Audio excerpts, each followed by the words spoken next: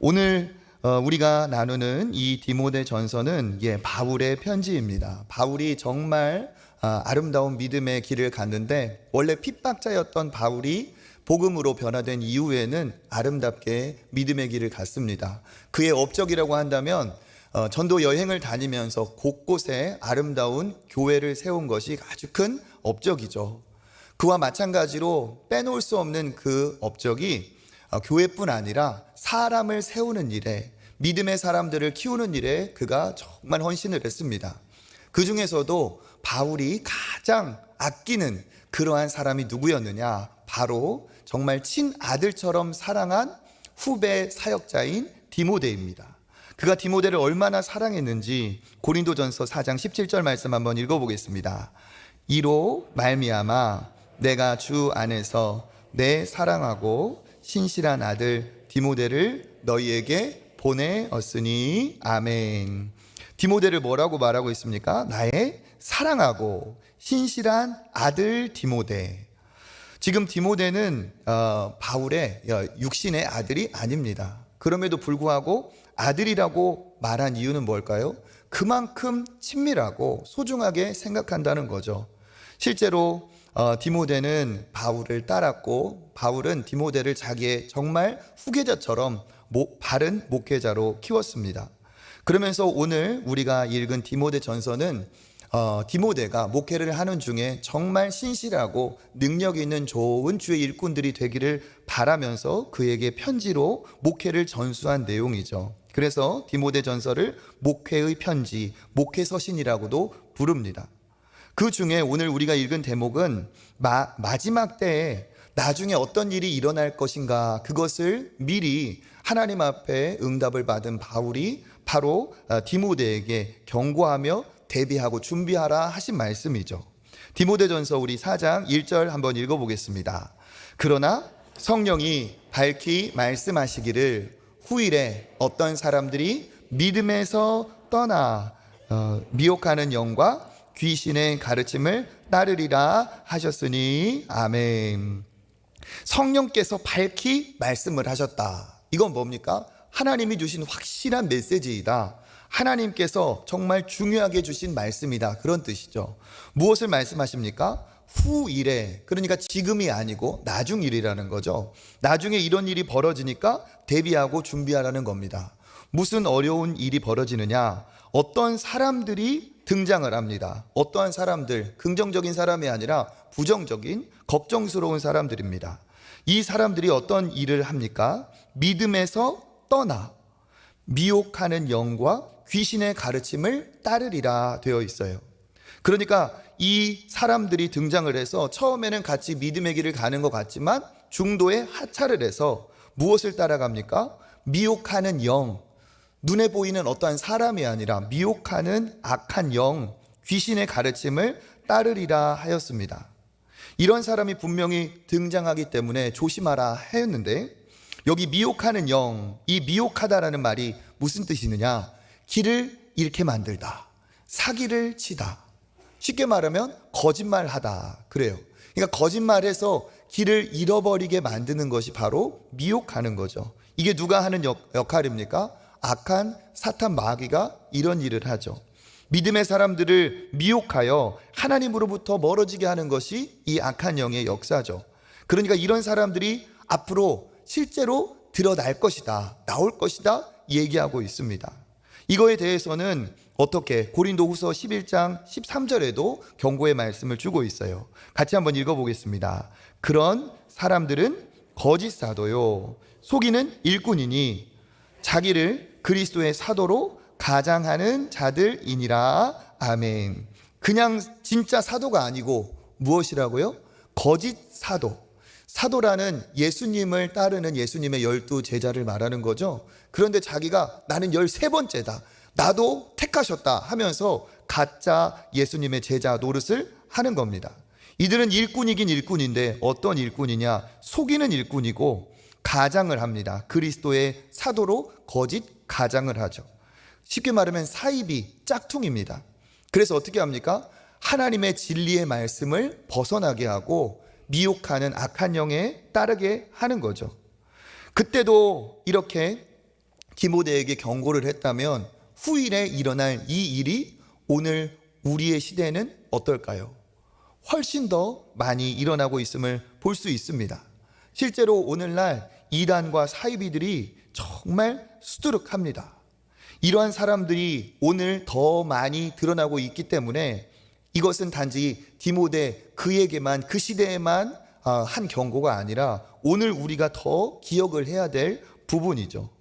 그러면 이 악한 영을 따르는 사람들이 어떤 사람인가? 그 특징이 있습니다. 구별하려면 그 특징을 알아야 되겠죠. 4장 2절 말씀 같이 한번 읽어보겠습니다. 자기 양심이 화인을 맞아서 외식함으로 거짓말을 하는 자들이라. 아멘. 첫 번째는 뭡니까? 양심이 화인에 맞았다. 양심이 화인 맞았다. 이 화인이라는 것은 불타는 도장, 그러니까 어떤 이제 낙인을 말하는 거예요. 양심에 낙인이 찍혔다는 건 뭡니까? 그건 가능성 없다는 거예요. 그러니까 양심이 마비가 돼가지고 요즘 무슨 사이코패스처럼 악행을 저지르면서도 자기가 악한 줄을 모르는 그러한 악한 마음인 거죠. 그렇게 무감각한, 무분별한 악한 마음을 그 사람들이 갖고 있습니다. 거리낌이 없이 악을 행하면서도 그것이 악인 줄 모르고 그것을 당당하게 행하는 거죠. 이게 악한 사람들의 특징입니다. 요즘 이단 사이비들 보세요. 미안해서, 죄송해서 그런 얼굴로 합니까? 아니에요. 자기가 진리고 자기가 진짜라고 하면서 악하게 합니다. 그것이 바로 특징이라는 거죠. 두 번째 특징이 뭡니까? 외식함으로 거짓말을 한다. 외식함으로 거짓말을 한다. 그냥 거짓말을 하는 게 아니라 무엇함으로? 외식함으로. 이 외식이라는 말은 무슨 뜻이느냐? 겉모양이라는 뜻이죠. 외식한다는 말은 그냥 자기가 그런 사람이 아닌데 연기를 하다라는 뜻이에요.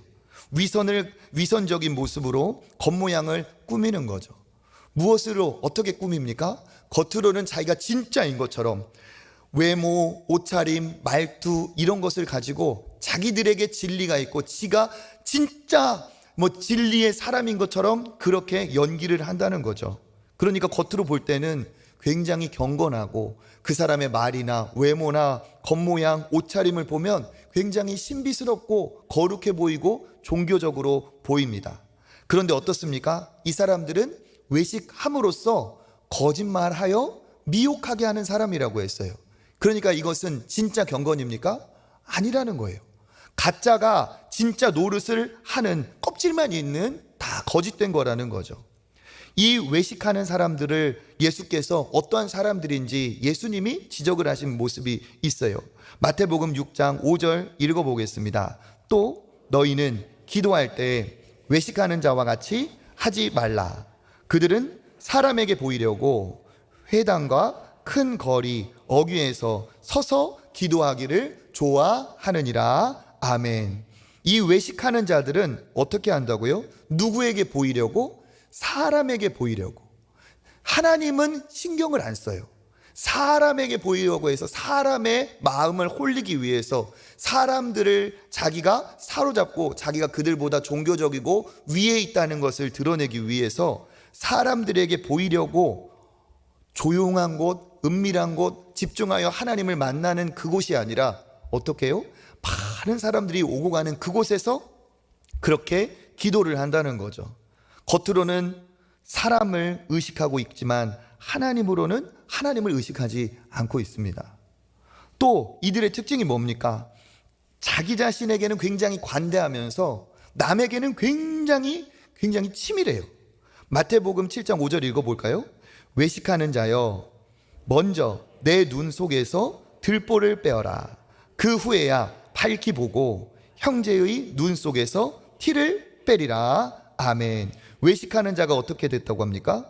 자기 눈에는 어마어마한 들보가 들어있는데 다른 사람 눈에 있는 작은 티끌을 보면서 너 지금 이렇다 저렇다 하면서 그렇게 그 사람을 찌르는 거예요.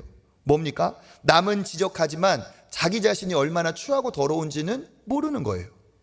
이 사람들은 어떤 식이냐? 그렇게 연약한 사람 작은 티끌 하나도 지적을 하면서 오히려 자기가 깨끗하다는 것을 드러내는 거죠.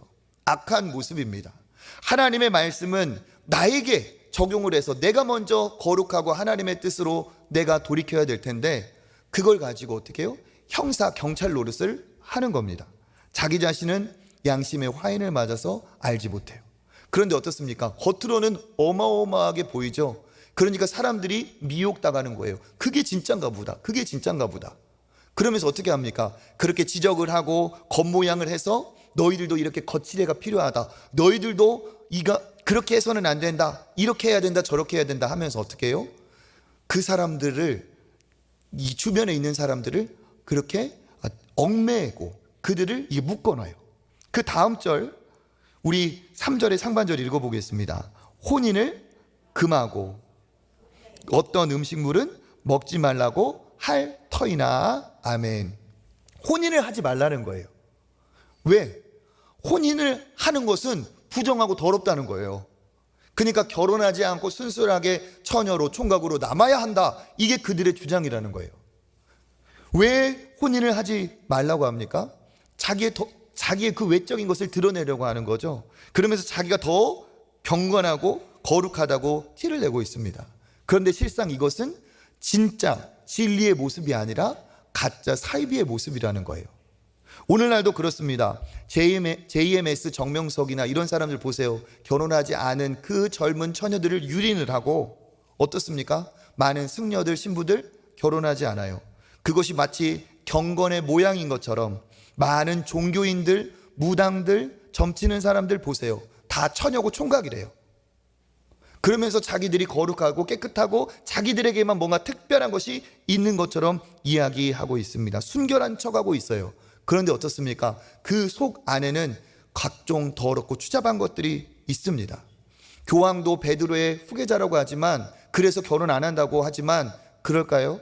성경에 보면 예수님께서 고쳐주신 환자 중에 베드로의 장모가 열병이 들어 고치셨다 기록하고 있습니다. 베드로도 결혼을 했어요.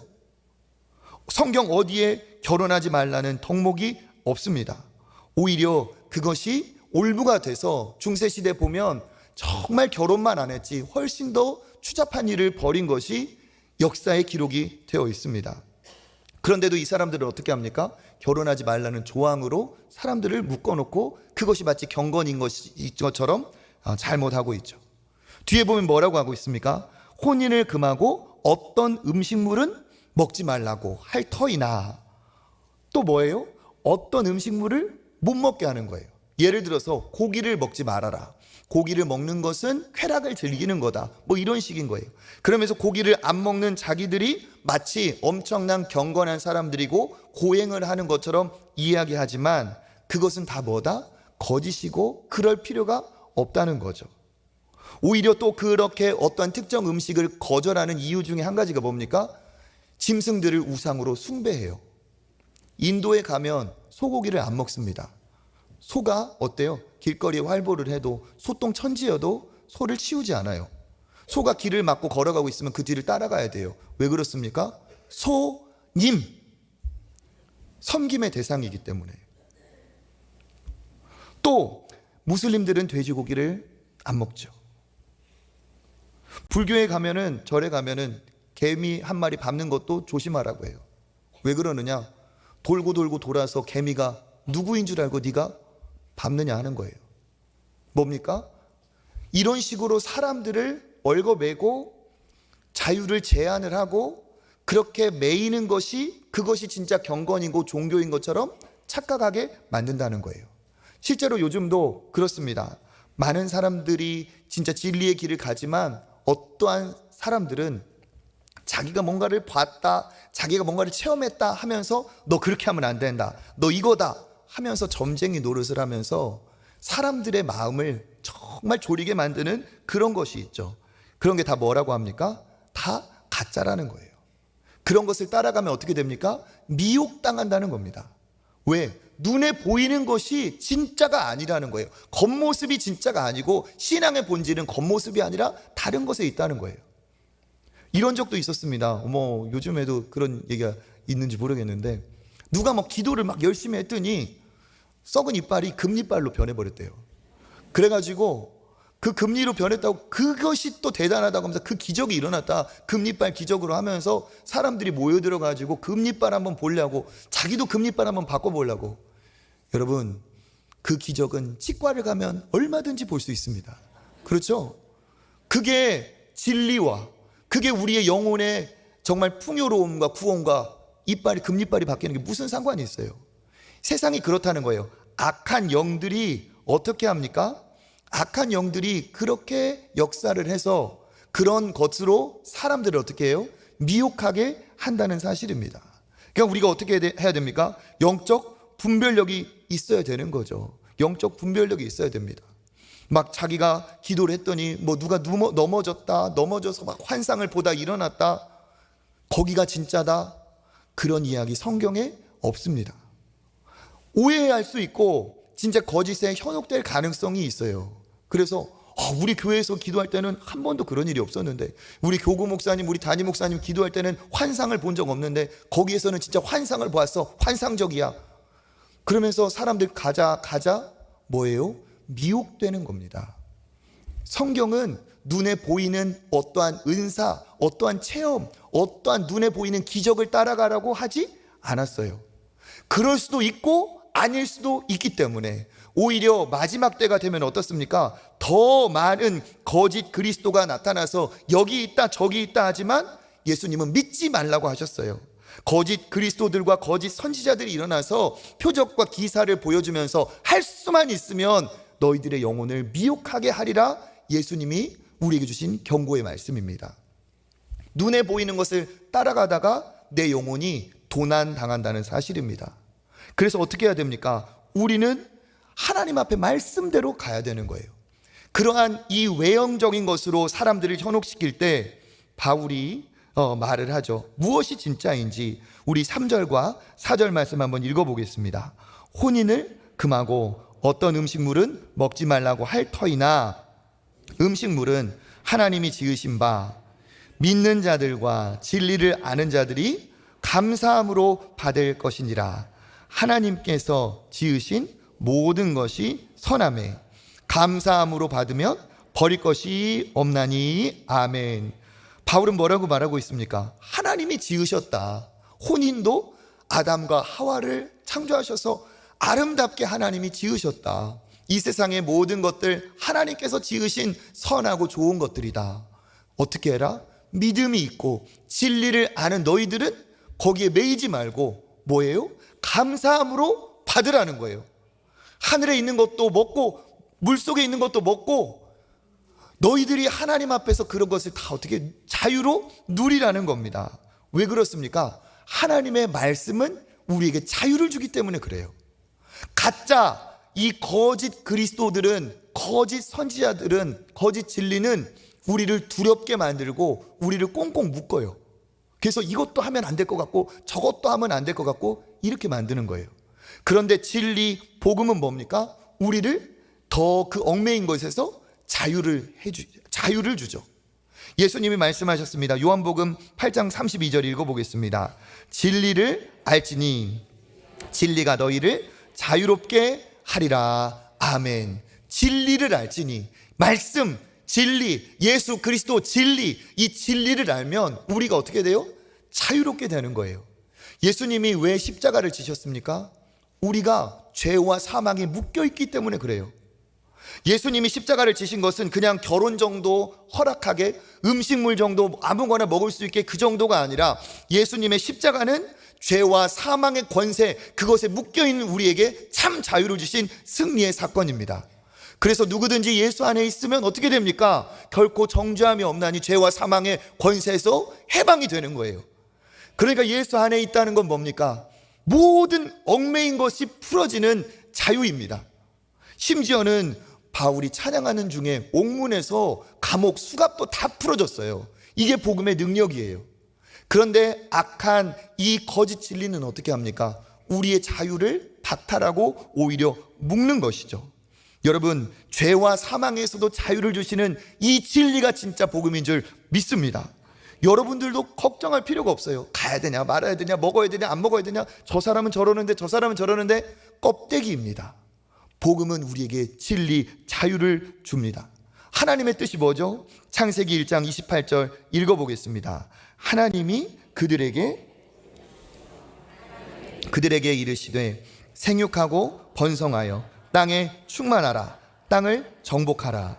바다의 물고기와 하늘의 새와 땅에 움직이는 모든 생물을 다스리라 하시니라. 아멘. 어떻게 하셨어요? 복을 주셨어요. 우리에게 복을 주셨어요. 그러면서 뭐하고? 생육하고 번성하고 땅에 충만하고 땅을 정복하라고 하셨습니다. 생육하고 번성하려면 뭐 해야 돼요? 결혼을 해야죠. 아담과 하와를 하나님이 지으셔서 아름다운 가정을 이루시고 생육하고 번성하라 하셨어요. 어디 성경에 어디 하나님이 결혼하지 말라고 했습니까? 그런 것 없어요. 특별히 하나님께서 그런 은사를 주실 수도 있지만 하나님은 우리가 함께 아름다운 가정을 이루어 행복하기를 원하십니다. 그 정도가 아니고 땅을 충만하고 땅을 정복하고 모든 생물을 다스릴 권세를 우리에게 주셨죠. 이건 자유고 특권입니다. 그러니까 하나님의 말씀은 내게 임하면 나를 더 자유와 기쁨과 감사와 은혜로 충만하게 하고, 거짓은, 가짜들은 뭐냐? 우리를 점점 얽매이게 하고 두렵게 하고 걱정스럽게 해요. 그러니까 바울이 뭐라고 합니까? 그 가짜들이 나와서 너희들을 외적인 것으로 묶어버리기 전에 너희들이 어떻게 진리로 분별해야 된다는 겁니다. 그러면 어떻게 해야 되는가? 우리 5절 말씀 읽어보겠습니다. 하나님의 말씀과 기도로 거룩하여 짐이라. 아멘. 하나님이 그러면 원하시는 건 무엇이냐? 하나님이 원하시는 건 먹고 안 먹고 결혼하고 안 하고 그게 아니라 하나님이 원하시는 것은 뭡니까? 말씀과 기도로 거룩하여 지는 것을 하나님이 원하십니다. 하나님은 우리가 거룩하기를 바라시지 뭘 먹고 안 먹고 이게 아니라는 거예요. 거룩이라는 뜻이 뭐죠? 구별되다. 할렐루야. 맞습니다. 거룩이라는 뜻은 다르다는 뜻이에요. 그러면 하나님이 우리가 다르기를 바란다면 뭐가 다르기를 바랄까요? 안 믿는 사람과 우리가 다르기를 바라시죠. 하나님의 백성이라면 하나님의 백성다움이 있어서, 하나님의 백성다움이 있어서 이 세상과 다른 사람, 다른 특별한 거룩한 구별된 사람이 되기를 하나님이 바라시는 거예요. 그러니까 참 진리는 우리에게 자유를 주며, 하나님이 그럼 우리에게 원하시는 건 뭐냐? 우리가 진짜 믿음의 사람다워지는 것을 원하시는 거죠. 그러면 여기에 하나님께서 무엇으로 거룩하여진다고 합니까? 하나님의 말씀 그리고 기도, 이게 두 가지예요. 솔로몬 성전에 기둥이 두 개 있었습니다. 야긴이라는 기둥과 보아스라는 기둥이 있었어요. 이 두 기둥이 성전에 있었던 것처럼 우리 이 믿음의 두 기둥은 뭐냐? 말씀하고 기도입니다. 이 말씀과 기도가 우리를 거룩하게 하고 이 거룩한 백성이 하나님의 기쁨이 되는 거예요. 첫 번째 뭐라고요? 말씀입니다. 하나님은 마지막 때 우리를 혼란스럽게, 혼동스럽게 만들지 않으셨어요. 세상은 지금 어떻습니까? 무신론의 교육으로, 진화론의 교육으로 아이들이 무비판적으로 세뇌 받듯이 교육을 받아요. 광고, SNS 보면 소비, 물질 문화, 그것들이 우리를 유혹하고 좋은 것들, 그런 것들이 우리를 매혹적으로 끌어당깁니다. 또 우리 인생에 공허함이 있으니까 이 여기저기 다니면서 손대면 안 될 것들에 손대고 거기에 매이고 중독이 되고 쾌락으로 여러 가지로 사이비로 어려움을 당하는 시대예요. 이렇게 더 혼란스러운 시대에 하나님이 우리를 그냥 두지 않으셨다는 사실이에요. 우리를 어떻게 우리를 건지시려고, 우리에게 방향을 주시려고 하셨느냐? 하나님은 눈에 보이는 어떠한 맞는지 틀리는지, 어떠한 환상, 어떠한 은사, 어떠한 사람들의 말, 거기에 두지 않고 우리에게 진리의 말씀을 기록하여 주셨어요. 그게 뭡니까? 성경입니다. 성경. 이 마지막 때에 혼란스럽지 않고 분별력 있는 바른 신앙을 가른 그 비결이 뭡니까? 하나님의 말씀인 성경 중심의 신앙으로 갈 때 우리가 승리할 수 있음을 믿습니다. 그래서 모든 말씀은 하나님이 우리에게 주신 것으로 이 말씀에 따라가는 것이 이게 미혹되지 않고 승리하는 길이에요. 그래서 지난 시간에 말씀드렸던 것처럼 말씀을 눈으로만 읽을 것이 아니라 말씀 한 구절이라도 한 단어라도 나에게 주시는 말씀으로 붙들고 그 말씀의 맛을 볼 때 우리가 말씀으로 이기고 말씀으로 갈 수가 있는 것이죠. 우리가 말씀이 있을 때 진정한 거룩의 길을 갈 수 있을 줄 믿습니다. 세상의 교육에는 우리를 거룩하게 할 수 있는 방법이 없어요. 돈 많다고 공부한다고 성공 출세한다고 거룩해지지 않습니다. 오직 하나님의 말씀을 읽고 묵상하고 그대로 따라갈 때 우리가 진짜 믿음의 사람다운 거룩한 그러한 특별함이 있는 줄 믿습니다. 그래서 우리에게 뭐라고 말씀하시느냐? 혼란스러운 시대에 가짜들이 난무하니까 너희들이 말씀을 보라, 말씀을 집중하라 해요. 두 번째가 뭐죠? 기도입니다. 말씀을 비유하면 말씀을 이게 장작더미라고 말할 수 있어요. 그런데 장작을 우리가 어떻게 해야 되죠? 불을 붙여야 되죠. 장작더미가 아무리 산처럼 있어도 불이 붙어야 돼요. 장작이 많다고 붙는 게 아닙니다. 불꽃이 있어야 돼요. 그 불꽃이 뭡니까? 성령의 불꽃. 그 성령의 불은 어떻게 임합니까? 기도로 임하는 거예요. 성령 오순절 강림 어떻게 오셨습니까? 모여 기도할 때 강한 불처럼 바람처럼 성령이 임하셨죠. 마찬가지로 말씀과 기도는 두 가지 거룩의 핵심, 신앙의 본질로 마치 두 날개와 같아요. 한쪽만 있어서는 날 수가 없습니다. 아무리 세게 저어도 날아갈 수가 없어요. 두 날개가 있어야 되는 것처럼 한쪽 믿음의 날개는 말씀이고 다른 믿음의 날개는 뭡니까? 기도라는 거예요. 이 말씀과 기도는 항상 같이 있어야 바람직하고 같이 있을 때 파워가 생기고 같이 있을 때 엄청난 영적인 시너지가 일어납니다. 그래서 우리가 거룩하게 되는 건 뭡니까? 하나님의 말씀과 기도의 능력을 체험할 때 우리가 세상에는 없는 놀라운 능력과 특별함을 보일 수가 있다는 거죠. 치우치면 안 됩니다. 자칫 보면 치우치는 그런 분들도 있어요. 어떤 분들은 말씀은 완전 뒷전이고 기도만 하는 분이 있어요. 기도가 맞지만 기도만 해서는 안 되는 겁니다. 그런 분들 보면 특징이 있습니다. 기도만 하는 분들의 특징은 점점 사람이 이상해져요. 판단력을 상실하고 신비한 것을 쫓아요. 계속 기도만 해보세요. 방향이 어느 쪽으로 가는지. 내 소원 성취하는 것만, 왜? 말씀이 없으니까 내 목적만, 소원 성취하는 것만, 그것만 향해 가고 있어요. 아니면 신비한 것을 쫓아가게 되어 있어요. 기도하면서 나도 신비한 체험을 했으면 좋겠다, 이런 방향으로 가요. 그러면 어떻게 되느냐? 미혹의 영에 그가 사로잡히는 거예요. 그래서 실제로 환상을 보고 어떠한 체험을 했다 할지라도 뭡니까? 장담할 수가 없는 체험. 그것을 해놓고 자기가 그것이 마치 어떤 영적인 어마어마한 경지에 올라간 것처럼 그 체험을 통해 어떤 식으로 되냐? 영적인 교만함이 찾아와요. 그래서 체험을 한 나 이외에 다른 사람은 다 뭐야? 내 아래야. 내가 이걸 맛봤기 때문에 체험하지 못한 사람, 아이고 장로 권사 다 소용없어, 목사도 소용없어. 이것을 맛보지 못한 거, 경건하지 못하고, 이런 식이 되는 거예요. 그러면서 어떻게 되느냐? 영적 질서가 파괴가 되고 공동체에 혼란이 와요. 기도만 하는데 왜 그럴까요? 기도 밖에 안에서 문제가 온 겁니다. 또 뭐예요? 말씀만 봐도 이게 문제예요. 말씀은 좋은 거지만 말씀만 본 것. 대표적인 부류가 뭡니까? 예수님 시대의 바리새인들과 서기관들이죠. 그 사람들은 말씀의 박사들입니다. 머리에 암기한 말씀이 어마어마해요. 그런데 어떻습니까? 성령의 은혜가 없으니까 그들은 건조하고 딱딱하고, 성령이 나에게 주시는 말씀인데 그거를 알지 못하고 해요. 그 말씀의 칼로 나를 찌르고 내가 살아야 되는데 그것을 가시돋친 말로, 그것으로 사람을 어떻게 해요? 찌르고 정죄하고 지적합니다. 그러면서 어떻게 해요? 그 사람들이 알고 있는 그 말씀의 지식이 지적 교만이 돼요. 그래서 자기가 성경을 얼마나 알고 있고 지식이 있는 게 그게 그렇게 대단해. 그런데 뭡니까? 하나님 앞에 그 말씀으로 꼬꾸라져 본 적이 없는 거죠. 그러니까 뭡니까? 나의 의만 엄청나게 강해지는 겁니다. 이것도 부작용이에요. 그래서 어떻습니까? 이 온전한 신앙은 하나님의 말씀과 기도로 거룩하여지는 거예요.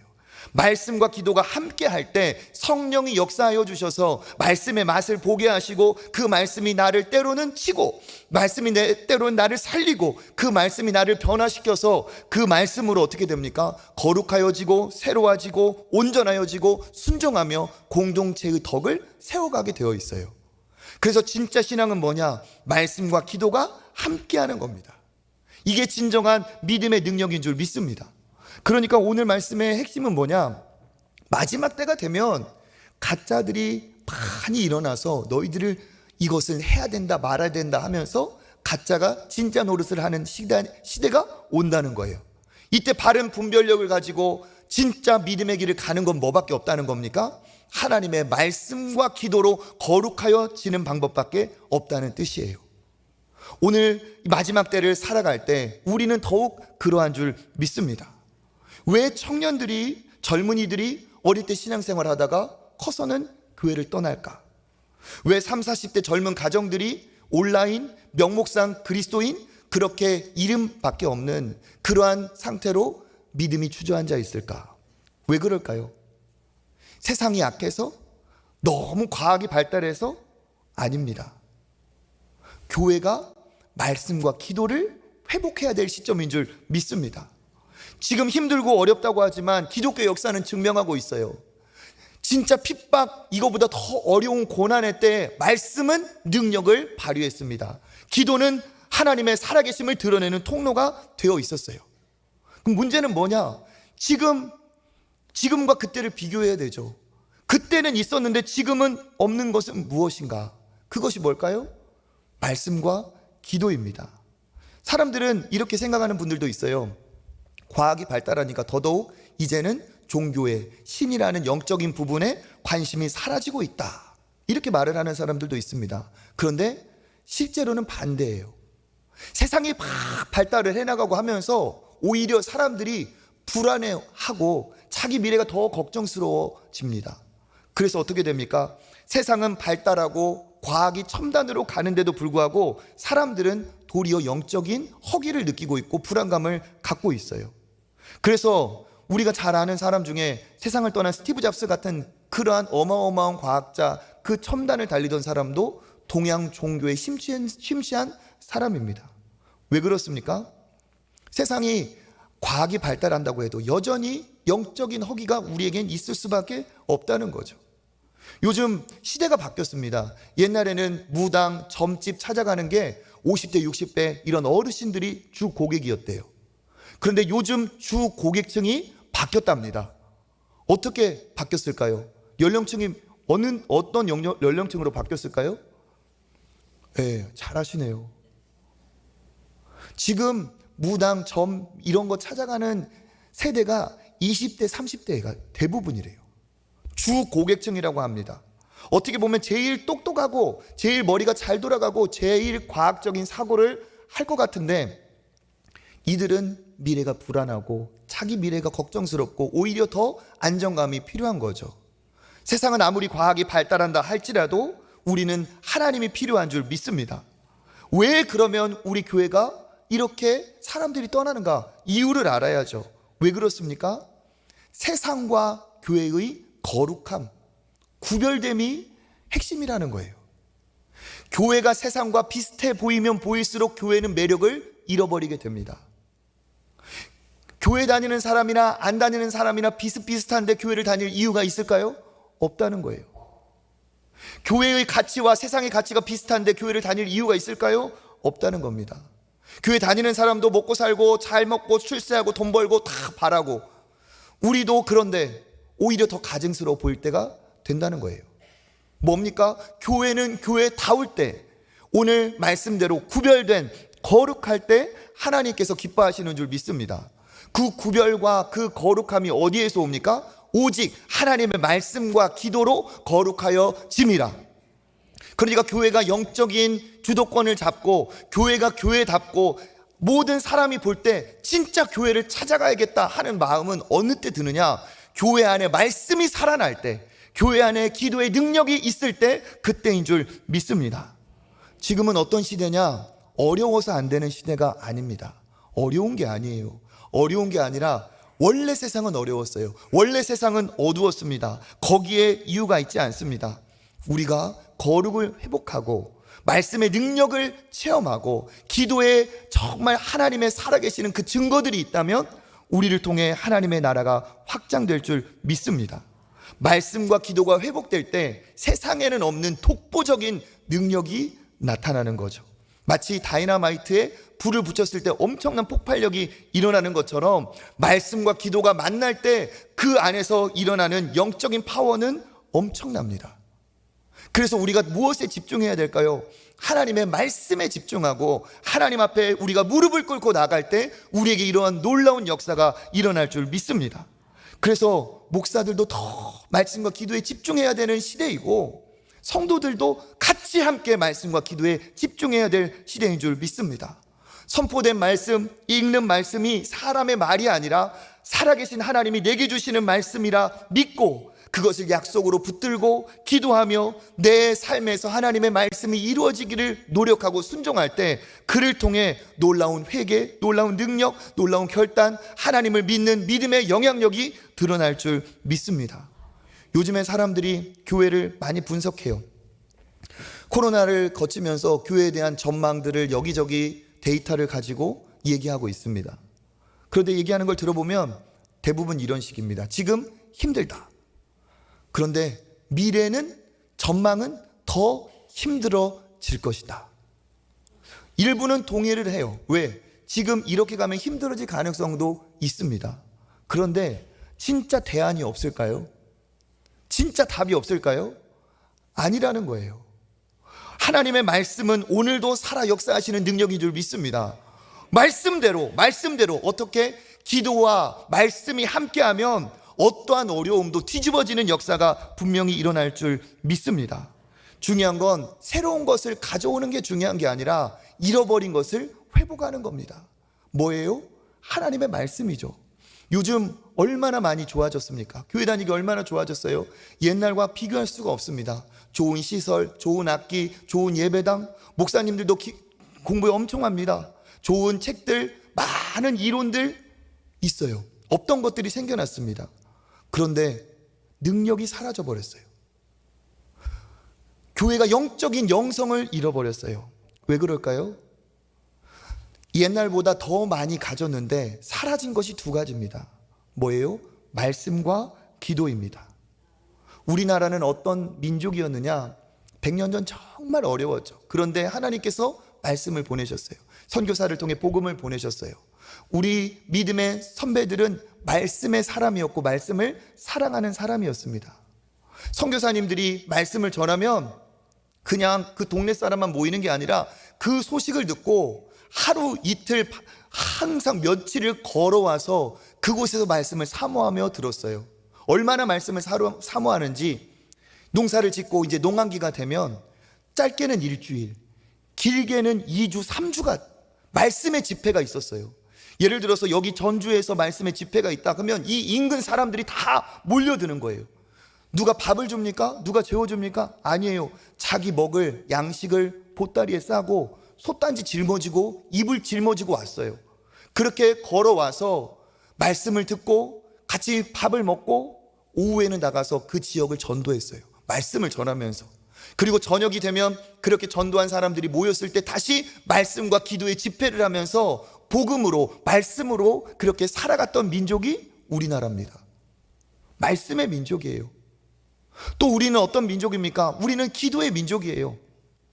새벽 기도, 철야 기도, 금식 기도, 정말 목숨 걸고 기도했어요. 기도 밖에는 답이 없던 시대에 기도밖에 할 수 없어서 했는데 하나님은 어떻게 그 기도로 우리나라를 뒤바꿔 주셨습니다. 새벽 기도 우리 교회, 한국 교회만 있다는 건 이건 무거운 짐이 아니라 정말 영적 축복인 줄 믿습니다. 요즘 신식으로 목회한다는 사람들이 있어요. 그래서 난 깨어있다. 나는 신식이다. 그래서 우리 교회는 새벽 기도 안 합니다. 새벽 기도는 농경사회의 산물로서 현 시대에는 맞지 않습니다. 나는 그렇게 고상하게 할 겁니다. 이렇게 하는 사람 있어요. 그런데 저는 동의할 수가 없습니다. 예수님도 새벽에 기도하셨어요. 아무리 바빠도 기도할 시간이 있어야 됩니다. 언제 기도할 건데? 저는 오히려 더더욱 말씀의 시간, 기도의 시간을 지키는 것이, 이것이 진짜 하나님이 기뻐하시고 믿음의 사람의 정말 능력이 거기에서 드러난다고 믿습니다. 왜? 여기 보세요. 철야 한다 이제 철야. 여기 고난주간 새벽기도 또 하고 온 가족이 금요철야 하잖아요. 좋아하는 사람 몇 명만 나오지 또 온 가족까지 오라고. 왜 그럴까요? 왜? 밤에 나를 새서 기도하던 우리, 그 은혜로 우리가 하나님의 은혜를 입었어요. 제가 이런 경험이 있습니다. 막 하는데 어릴 때는 우리가 수련회도 하고 옛날에는 부흥회도 하고 기도원도 갔잖아요. 근데 다 어른 되고 나서 사라진 거죠. 그러니까 한 성도님이 저한테 그런 얘기를 했어요. 목사님, 진짜 기도를 정말 기도하고 싶은 간절함이 있는데 세상이 혼란해서 어느 기도원이라도 갈지도 모르겠고 기도할 자리가 없어요. 이런 얘기를 들은 적이 있어요. 근데 저도 사실 당시에 같은 고민이 있었어요. 하나님이 저한테 은혜를 주셔서 주일학교 사역부터 차근차근 하나님이 경험하게 하시고 깨닫게 하신 은혜가 있습니다. 그런데 아이들이 진짜 생짜배기 같은 아이들도 2박 3일, 3박 4일 수련회 갔다 오면, 그렇게 나를 새서 기도시키면 아이들이 달라지는 거예요. 오기 싫었던 아이들이 불러줘서 고맙다고 하면서 아이들이 뒤집어지는데 너무 놀라운 거예요. 그런데 제 안에 갈증이 있었습니다. 내가 나중에 담임 목회를 하고 장년들을 하면 비로소 청년 때까지만 해도 그렇게 수련회하고 밤에 부르짖는데 어른들이 기도할 자리가 어디 있나 하면서 마음에 갈증이 있어요. 그런 얘기를 들었어요. 그런 중에 하나님께서 다음 사역지로 인도해 주셨는데 거기에는 보니까 제가 생각만 했던 것들이 이루어지는 교회였어요. 금요일 밤마다 세상은 불금, 쾌락의 불이죠. 불금이라고 하잖아요. 불타는 금요일. 그런데 거기는 그냥 불이 아니라 성령의 불이 있는, 금요일마다 모여서 9시에 모여서 찬양하고 기도하고 12시 넘어서 한 달에 한 번은 새벽 4시까지 온 성도가 가득 메워서 그렇게 기도를 하는 거예요. 그런데 그 교회는 살아 있었어요. 말씀을 사모하고 말씀대로 살아가는 역동성이 있더라고요. 제가 그 교회에서 5년 동안 사역을 하면서 제가 하나님 앞에 거기에서 했던 거니까 내가 여기에서 또 한다? 그런 차원이 아닙니다. 진짜 이 시대에 밤새서 날새서 금식하며 새벽을 깨우며 기도하지 않으면 안 될 시대이기 때문에 우리는 기도해야 될 줄 믿습니다. 거기는 진짜 청년들, 학생들까지 다 와요. 그 사진 한번, 이번에 우리 장로님들하고 수련회 한번 다녀왔는데 사진 한번 보여주실래요? 사진 있습니다. 사진. 네. 네. 다음에 제대로 준비해서 거기에서 이렇게 하면 그 청소년들이 맨 앞자리 와서 기도를 해요. 20명이 아니라 수백 명이. 공부 포기한 애들 아니에요. 그러한 일들이 벌어지고 있어요. 됐습니다. 네네. 그래서 제가 드리는 말씀, 요 사진. 보면은 저기에 이렇게 사람들이 앉아 있고 앞부분에 보면 이렇게 서 있는 저 친구들이 있는데 수백 명의 중고등학생들이에요. 매주 금요일마다. 됐습니다. 이게 희한한 교회가 아니에요. 이게 살아있는 교회입니다. 말씀으로 살고 기도하며 사는 교회가 진짜 살아있는 교회입니다. 신앙인이 껍데기로 경건함이 드러납니까? 아니에요. 신앙인은 본질이 뭐에 있습니까? 말씀과 기도에 있어요. 말씀으로 내 자신을 다스리고 말씀으로 방향을 잡고 그렇게 기도하며 하나님의 능력을 구할 때 우리는 세상에서 이길 능력이, 담대함이 생기는 겁니다. 돈에 바람이 불고 성공에 쾌락에 폭풍우가 쳐도 견딜 수 있는 건 뭡니까? 말씀이 내 안에 있기 때문에, 말씀을 붙들고 있기 때문에 우리는 휩쓸려 가지 않는 거예요. 세상이 아무리 대단한 권세를 누린다, 보여준다 할지라도 우리가 이길 수 있는 권세가 어디 있습니까? 기도할 때 하나님께서 우리에게 자녀된 우리에게 기도의 응답의 특권을 주시는 줄 믿습니다. 그래서 우리가 그렇게 살아야 돼요. 마지막 때가 될수록 더 말씀과 기도에 집중하는 우리가 되어야 될 줄 믿습니다. 그래서 저는 제가 갖고 있는, 그리고 성경적인 목회의 방향은 말씀과 기도입니다. 말씀과 기도. 다른 것 있어도 좋고 없어도 좋고 선한 일, 도움, 나눔, 베품 다 합니다. 그런데 핵심은 뭐냐? 말씀과 기도입니다. 그래서 저는 설교할 때도 결단을 했어요. 설교할 때 딴소리 안 한다. 딴소리 안 한다. 윤리 도덕의 수준에, 그러한 수준에 설교하지 않는다. 예수 그리스도로 복음으로 살리는 설교. 내가 예수 그리스도로 새 생명을 얻었기 때문에 하나님의 자녀답게 살고자 하는 메시지를 전해야 되지, 윤리 도덕적인 수준이 아닙니다. 성경은 그런 수준이 아니에요. 저는 결단을 했어요. 희석해가지고 듣고 싶어 하는 얘기 아니라 진짜 하나님이 바라시는 얘기, 그런 말씀 전하기로 저는 결단했어요. 어떤 목사님들은 그래요. 설교하면서 세상 얘기, 드라마 얘기, 예화거리 아무리 감동이 된다 해도 말씀의 감동이 아니라 감동적인 어떤 스토리에서 저는 그렇게 하지 않기로 결단한 사람이에요.